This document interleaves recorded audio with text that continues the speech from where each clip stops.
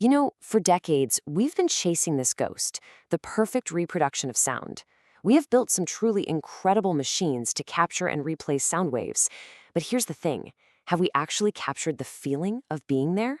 This isn't just some engineering puzzle. No, this is a really deep dive into the very nature of perception itself. It's the quest to build a sonic looking glass into reality. And that brings us to the fundamental question that's driving this entire field of research.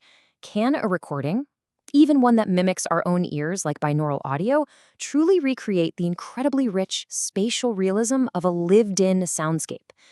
Can we actually fool the brain into believing it's there? So to answer that, we're going to journey through 6 key areas.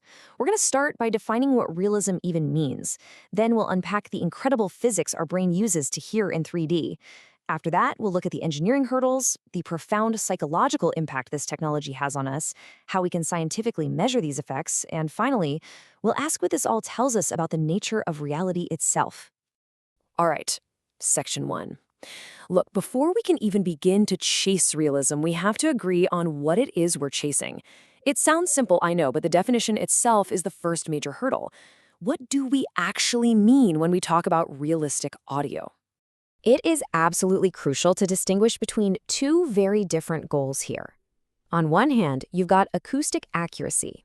This is a purely physical, instrument-measurable replication of sound waves. It's an engineering problem, plain and simple.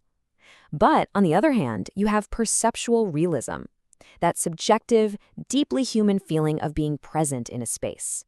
And this is a psychoacoustic challenge. This is where things get really, really interesting.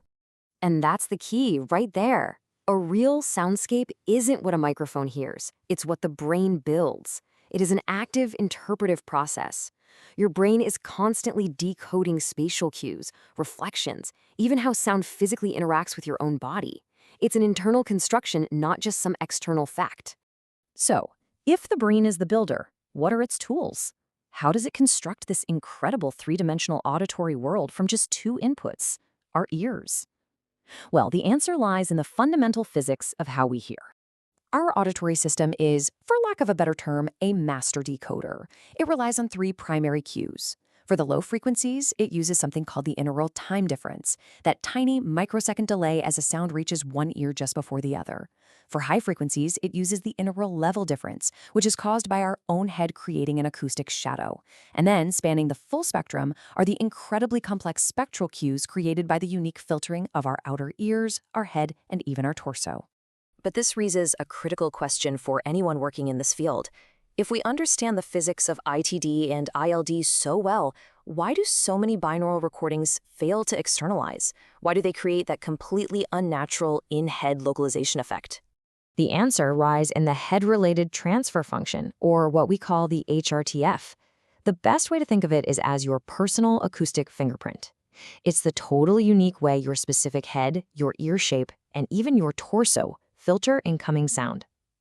This fingerprint is what your brain has learned, since birth, to locate sounds in 3D space. And because it's so deeply personalized, a recording made with someone else's fingerprint will never sound quite right to you. So, you can see how this personalization becomes the core engineering challenge. Let's dig into the technical frontiers that researchers and engineers are pushing right now to try and finally achieve true auditory fidelity for every single listener. There are really 3 main pathways people are exploring. First, moving beyond these generic models to create truly personalized HRTFs. Second, creating dynamic systems that can respond to a listener's head movements in real time, because, we don't listen with our heads in a vice. And third, advancing beyond just simple source rendering to model the entire acoustic environment, reflections, reverberation, the whole shebang. Now, this is where it gets really interesting, because something as fundamental as material science becomes critical. On the one hand, you have DIY approaches using dense foam. They do a decent job of approximating the acoustic mass of a human head, but they often just lack the precision to create a sound field that feels truly externalized. They can even introduce unwanted resonances. On the other hand, you have professional head and torso simulators, things like the Camar or the Neumann KU100. These use incredibly precise, calibrated silicone pinna that are based on anthropometric averages. And that precision, that exact modeling of the ear's complex geometry, that is what's critical for capturing accurate spectral cues and finally getting the sound out of your head and into the world where it belongs. But look, achieving technical perfection is only half the story. The ultimate goal here is to affect the human mind, to leverage these tools for a profound psychological and emotional impact. This quote really captures the shift in thinking perfectly.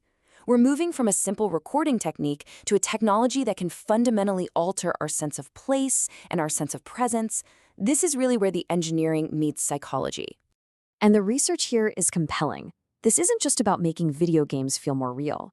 Immersive soundscapes has been shown to tangibly reduce anxiety and even lower stress biomarkers.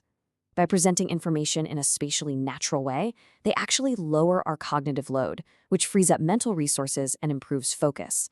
And maybe most importantly, they create this powerful sense of locatedness, of actually being there, which is vital for everything from virtual reality to advanced navigational aids. Now, those are some pretty powerful claims. But as researchers, we can't just make claims. We have to be able to test them, and test them rigorously. And that requires a structured, scientific, experimental framework. So how do we move from these claims to hard evidence? Well, we design rigorous experiments. We can directly ask participants to rate realism using presence questionnaires. We can track their brainwaves with an EEG to see if personalized HRTFs actually improve localization accuracy. We can even get objective physiological data, measuring changes in heart rate variability or stress hormones like cortisol to see how a soundscape is truly affecting the body. This is how we prove the impact.